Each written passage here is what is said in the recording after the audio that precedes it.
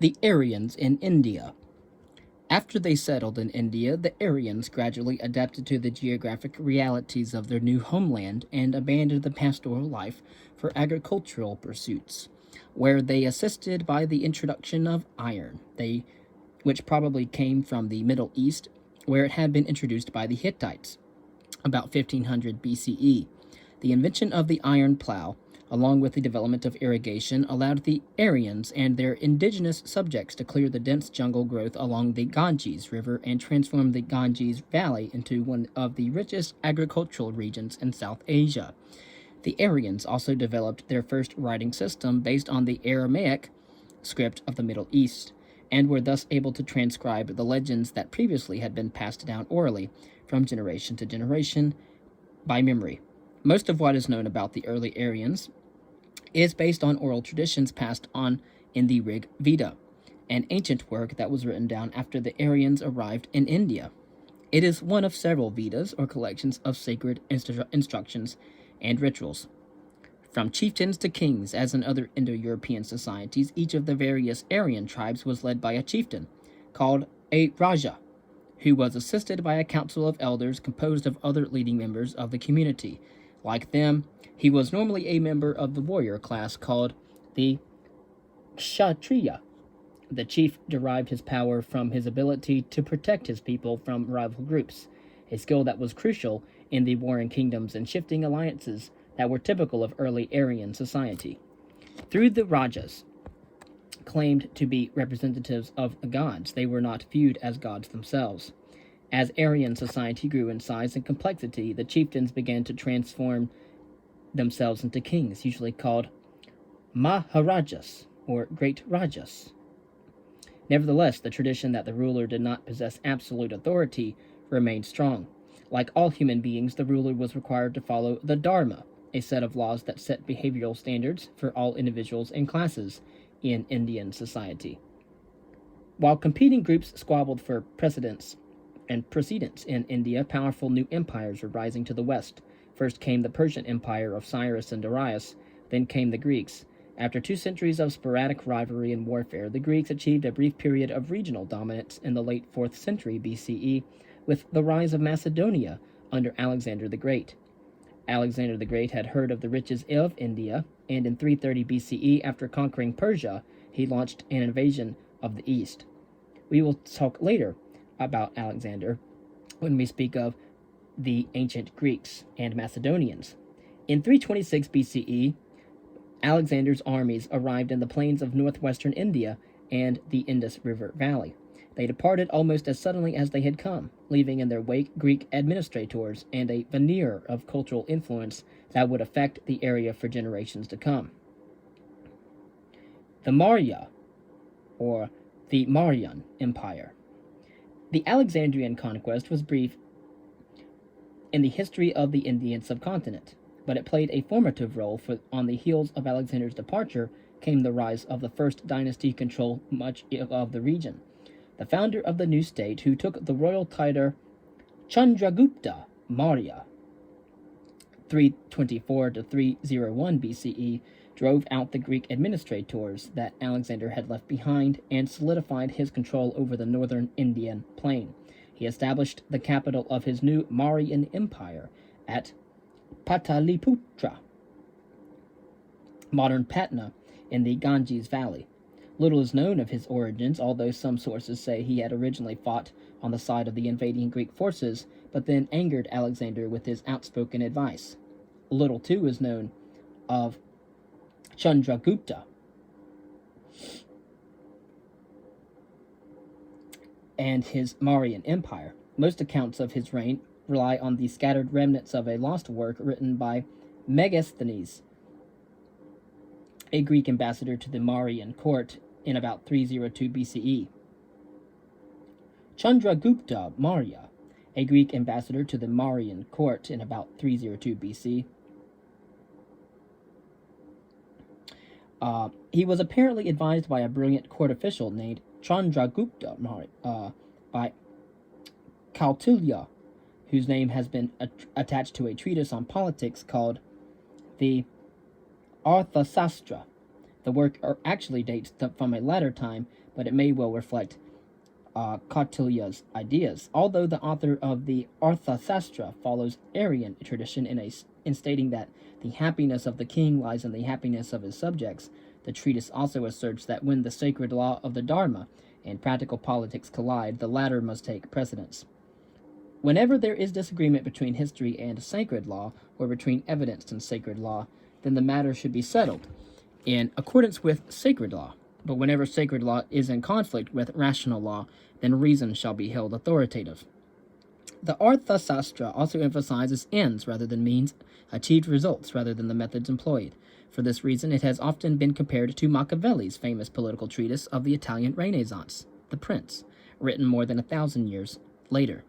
As described in the Arthasastra, Chandragupta Maurya's government was highly centralized and even despotic. It is power, and power alone, which, only when exercised by the king with impartiality and in proportion to guilt over his son or his enemy, maintains both this world and the next. The king possessed a large army and a secret police responsible to his orders. According to the Greek ambassador Megasthenes, Chandragupta Maurya was chronically fearful of assassination, a not unrealistic concern for someone who had allegedly come to power by violence.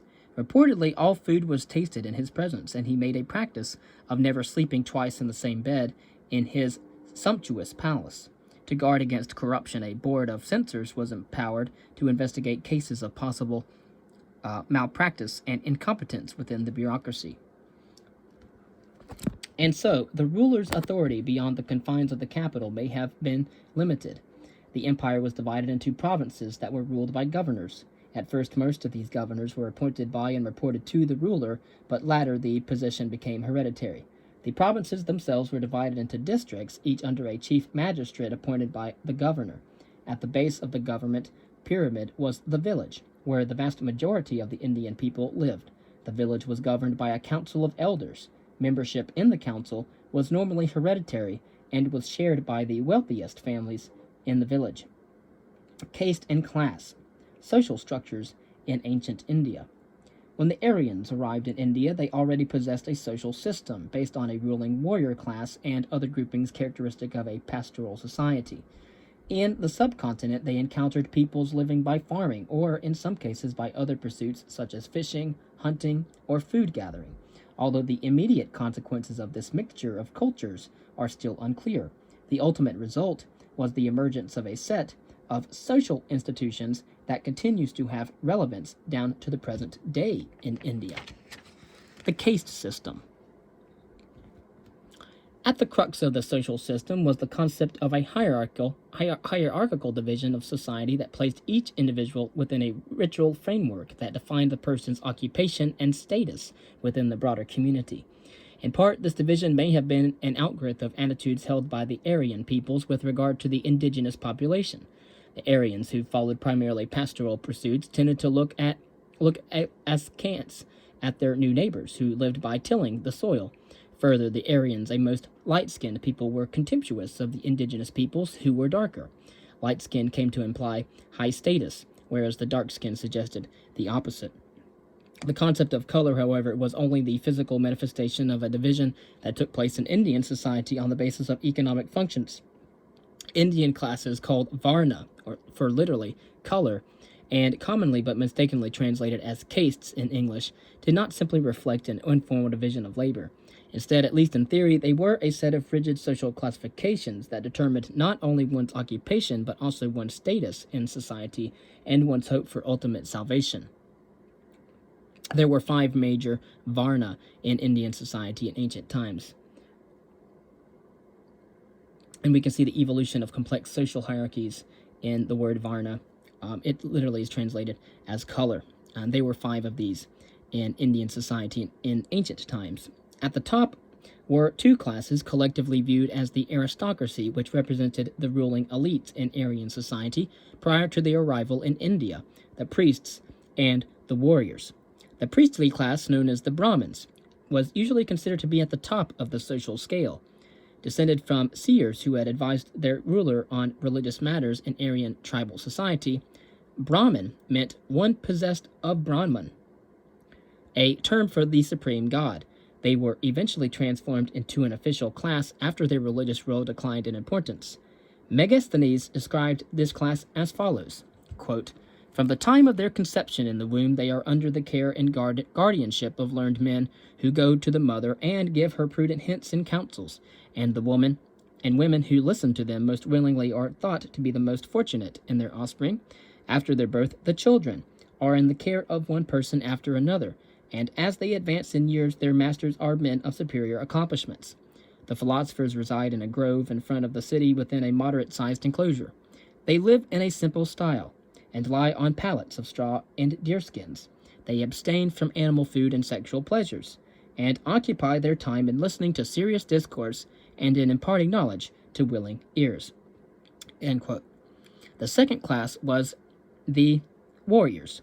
Although often listed as the Brahmins in social status, many warriors were probably descended from the ruling warrior class in Aryan society prior to the conquest of India, and thus may have originally ranked socially above the Brahmins, although the warriors were ranked lower in religious terms.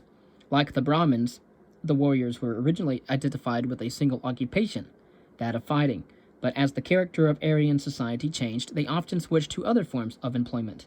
At the same time, new families from the other classes were sometimes tacitly accepted into the ranks of the warriors. The third-ranked class in Indian society under the Brahmins and the warriors was the Vishya, literally commoner.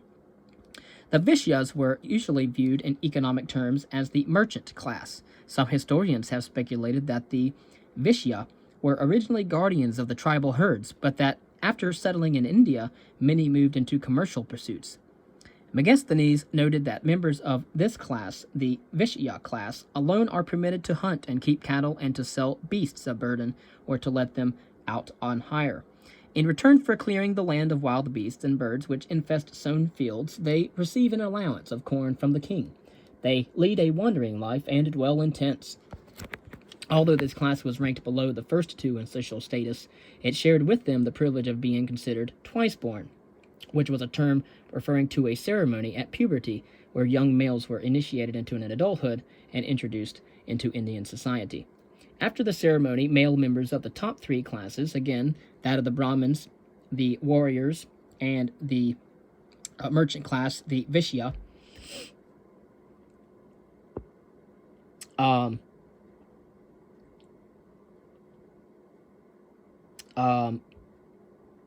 they were twice-born.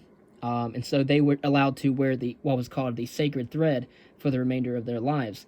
Below the three twice-born classes were the Sudras, or Shudras, who represented the great bulk of the Indian population. The Sudras were not considered fully Aryan, and then the term probably originally referred to the indigenous population. Most Sudras were peasants or artisans who worked at other forms of manual labor. Below the merchant class, they had only limited rights in society. So they were the ones that did the manual labor under the merchant class, which was under the warrior class, which was under the Brahmin class. They had only limited rights in society. In recent years, DNA samples have revealed that most upper-class South Indians share more genetic characteristics with Europeans, that the Aryans established their political and social dominance over the indigenous population. At the lowest level of Indian society, and in fact not even considered a legitimate part of the class system, were the untouchables, also known as outcasts, or outcastes, or pariahs. The untouchable pariahs probably originated as a slave class consisting of prisoners of war, criminals, ethnic minorities, and other groups considered outside Indian society. Even after slavery was outlawed, the untouchables, or pariahs, were given menial and degrading tasks that other Indians or outsiders would not accept, such as collecting trash, handling dead bodies, or serving as butchers. One historian estimates that they may have accounted for little more than 5% of the total population of India's Antiquity. The life of the untouchables was extremely demeaning. They were regarded as being not fully human, and their very presence was considered polluting to members of the other Varna. No Indian would touch or eat food handed or prepared by an untouchable. Untouchables lived in ghettos and were required to tap two sticks together to announce their approach when they traveled outside their quarters so that others could avoid them. Technically, these class divisions were absolute, Individuals supposedly were born, lived, and died in the same class. In practice, upward or downward mobility probably took place, and there was undoubtedly some flexibility in economic functions. But throughout most of Indian history, class taboos remained strict. Members generally were not permitted to marry outside of their class, although in practice men were occasionally allowed to marry below their class, but not above it. At first, attitudes toward the handling of food were relatively loose, but eventually that taboo grew stronger, and social mores dictated that sharing meals and marrying outside one's class were unacceptable. And so you have the Brahmin, the Kshatriya, or the warriors, the Vaishya, which was the merchant class, the Sudras, which were the artisans or peasants, and then the Pariahs, which were the slaves and untouchables. The Jati. The people of ancient India did not belong to a particular class as individuals, but as a part of a larger kin group commonly referred to as the Jati. In Portuguese, casta, which evolved into the English term caste, a system of extended families that originated in ancient India and still exist in somewhat changed form today. Although the origins of the Jati system are unknown, there are no indications of strict class distinctions in Harappan society. The Jati eventually became identified with a specific kinship group living in a specific area and carrying out a specific function in society. Each Jati was identified with a particular Varna, and each had its own separate economic function. Jatis were thus the basic social organization into which traditional Indian society was divided. Each Jati was composed of hundreds or thousands of individual nuclear families and was governed by its own council of elders. Membership in this ruling council was usually hereditary and was based on the wealth of social status of particular families within the community. In theory, each Jati was assigned a particular form of economic activity. Obviously, though, not all families in a given Jati would take part in the same vocation, and as time went on, members of a single Jati commonly engaged in several different lines of work. Sometimes an entire Jati would have to move its location in order to continue a particular form of activity. In other cases, a Jati would adopt an entirely new occupation in order to remain in a certain area. Such changes in habitat or occupation introduce the possibility of movement up or down the social scale. In this way, an entire Jati could sometimes engage in upward mobility, even though that normally was not possible or was the case for individuals who were tied to their class identity for life. The class system in ancient India may sound highly constricting, but there were persuasive social and economic reasons why it survived for so many centuries. In the first place, it provided an identity for individuals in a highly hierarchical society. Although an individual might rank lower on the social scale than members of other classes, it was also possible to find others ranked even lower. Class was also a means for new groups, such as a mountain tribal people, to achieve a recognizable place in the broader community. Perhaps equally important, the Jati was a primitive form of welfare system. Each Jati was obliged to provide for any of its members who were poor or destitute. It also provided an element of stability in a society that all too often was in a state of political turmoil. Concerning the daily life in ancient India, beyond these rigid social stratifications of Varna was the Indian family. Not only was life centered around the family, but the family, not the individual, was the most basic unit in society. Concerning the family, the ideal social unit was an extended family, with 3 generations living under the same house. It was essentially patriarchal, except along the Malabar coast, near the southwestern tip of the subcontinent, where a matriarchal form of social organization prevailed down to the modern times. In the rest of India, however, that was not along the southwestern tip of the continent, the oldest male traditionally possessed legal authority over the entire family unit. The family was linked together in a religious sense to its ancestral members by a series of commemorative rites. Family ceremonies were conducted to honor the departed and to link the living and the dead. The male family head was responsible for leading the ritual. At his death, however, his eldest son had the duty of conducting the funeral rites.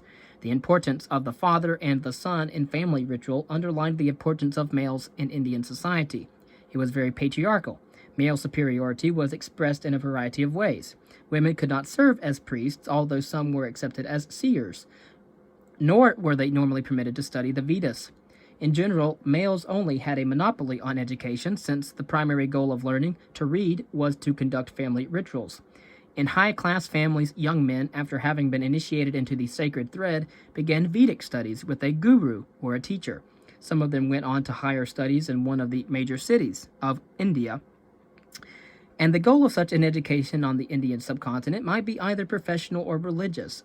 Such men were not supposed to marry until after 12 years of study. Concerning marriage, in general, only males could inherit property, except a few cases when there were no sons. According to law, a woman was always considered a minor. Divorce was prohibited, although it sometimes took place. According to the Arthasastra, a wife who had been deserted by her husband could seek a divorce. Polygamy was fairly rare and apparently occurred mainly among the higher classes, but husbands were permitted to take a second wife if the first was barren. Producing children was very important, and it was an important aspect of marriage, both because children provided security for their parents in old age and because they were a physical proof of male potency. Child marriage was common for young girls, whether because of the desire for children or because daughters represented an economic liability to their parents. But perhaps the most graphic symbol of women's subjection to men was the ritual of sati, often written S-A-T-I, but also S-U-T-T-E-E, pronounced sati, which encouraged the wife to throw herself on her dead husband's funeral pyre. The Greek visitor Megasthenes reported that he had heard from some persons of wives burning themselves along with their deceased husbands, and doing so gladly, and that those women who refused to burn themselves were held in disgrace. All in all, it was undoubtedly a difficult existence. According to the law of Manu, an early treatise on social organization and behavior in ancient India, probably written in the 1st or 2nd century BCE, a woman was subordinated to men throughout her life, first to her father, then to her husband, and finally to her sons. It said that she should do nothing independently, even in her own house, in childhood subject to her father, in youth to her husband, and when her husband is dead to her sons. She should never enjoy independence. Though he be uncouth and prone to pleasure, though he have no good points at all, the virtuous wife should ever worship her lord as a god. And so we will lead now into the role of women. At the root of female subordination to the male was the practical fact that, as in most agricultural societies in ancient times, men did most of the work in the fields. Females were viewed as having little utility outside of the home, and indeed were considered an economic burden, since parents were obliged to provide a dowry to acquire a husband for a daughter. Female children also appeared to offer little advantage in maintaining the family unit, since they joined the families of their husbands after the wedding ceremony. And despite all of these indications of female subjection to the male, there are numerous signs, however, that in some ways women often played an influential role in Indian society. And the code of behavior set out in the law of Manu stressed that they should be treated with respect. Indians appeared to be fascinated by female sexuality, and tradition held that women often used their sexual powers to achieve domination over men. The author of the Mahabharata, a vast epic of early Indian society, complained that the fire has never too many logs, the ocean never too many rivers, death never too many living souls, and fair-eyed women never too many men. Despite the legal and social constraints, women often played an important role within the family unit, and many were admired and honored for their talents. It is probably significant, however, that paintings and sculpture from ancient and medieval India frequently show women in a role equal to that of men, and the tradition of the henpecked husband is also prevalent in India, as in many Western societies today. And so you had the female earth spirit. There's an earth spirit, for example, carved on a gatepost of the Buddhist stupa at Sanchi. It was carved 2,200 years ago. It illustrates how earlier representations of the fertility goddess were incorporated into Buddhist art. Women were revered as powerful fertility symbols and considered dangerous when menstruating or immediately after giving birth. Voluptuous and idealized, the earth spirit was believed to be able to cause a tree to blossom by wrapping her leg around its trunk or even merely touching a branch with her arm. And so that was the female earth spirit that was frequently depicted. Concerning the economy, the arrival of the Aryans did not drastically change the economic character of Indian society in the ancient world. Not only did most Aryans eventually take up farming, but it is likely that agriculture expanded rapidly under Aryan rule with the invention of the iron plow and the spread of northern Indian culture into the Deccan Plateau. One consequence of this process was to shift the focus of Indian culture from the Indus Valley farther eastward to the Ganges River Valley, which even today is one of the most densely populated regions on the entire planet.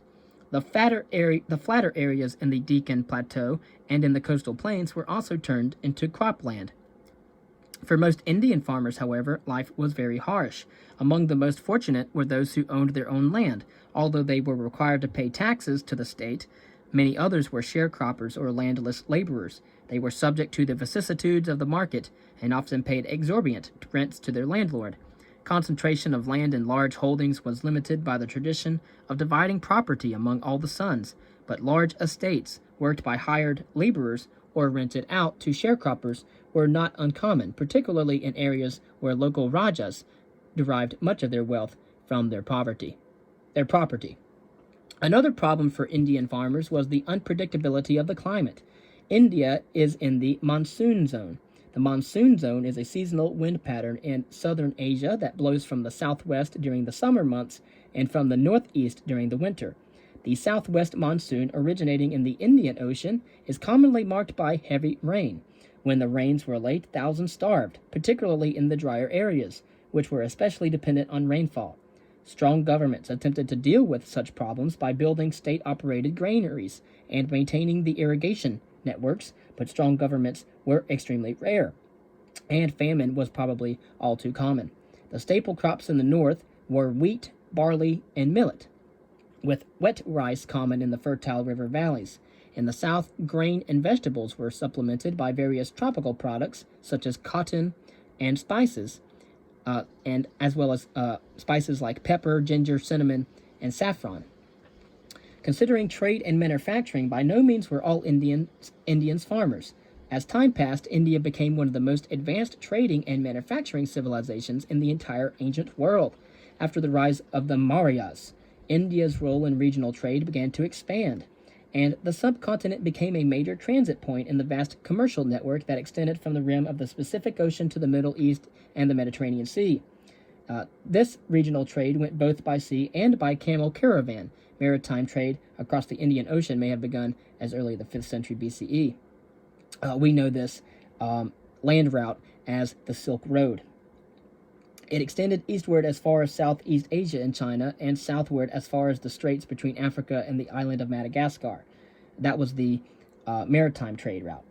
Westward to Egypt went spices, teak wood, perfumes, jewels, textiles, precious stones and ivory, and wild animals. In return, India received gold, tin, lead, and wine. The subcontinent had become a major crossroads of trade in the ancient world. India's expanding role as a manufacturing and commercial hub was undoubtedly a spur to the growth of the state. Under Chandragupta Maurya, the central government became actively involved in commercial and manufacturing activities. It owned mines and land and undoubtedly earned massive profits from its role in regional commerce. Separate government departments were established for trade, agriculture, mining, and the manufacture of weapons, and the movement of private goods was vigorously taxed. Nevertheless, a significant private sector also flourished. It was dominated by great caste guilds, which monopolized key sectors of the economy. A money economy probably came into operation during the 2nd century BCE, when copper and gold coins were introduced from the Middle East. This in turn led to the development of banking, but village trade continued to be conducted by means of cowrie shells, which were highly polished shells used as a medium of exchange throughout much of Africa and Asia. Or village trade continued to be conducted by means of barter throughout the ancient period. Next, we will cover India's religions and the Mauryan Empire.